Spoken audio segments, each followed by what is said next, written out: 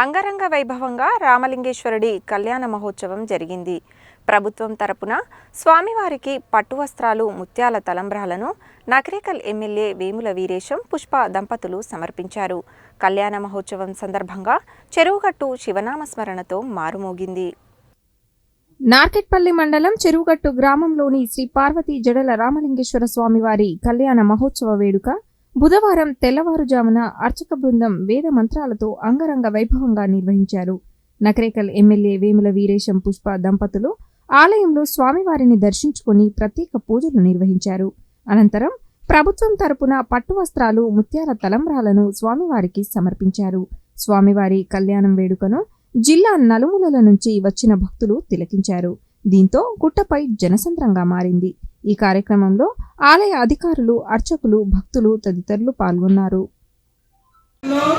ఈ యొక్క విశేష మహోత్సవం జరుగుతున్నటువంటిది భక్తులందరూ కన్నుల పండుగగా ఆ యొక్క పరమేశ్వరుడిని, కైలాసంలో ఉండబడిన పరమేశ్వరుడు పార్వతీదేవులకు ఏ విధంగానైతే కళ్యాణం జరుగుతుందో ఈ ఇక్ష్వాద్రి అంటే చెరుకు గట్టు, ఈ చెరుకు గట్టు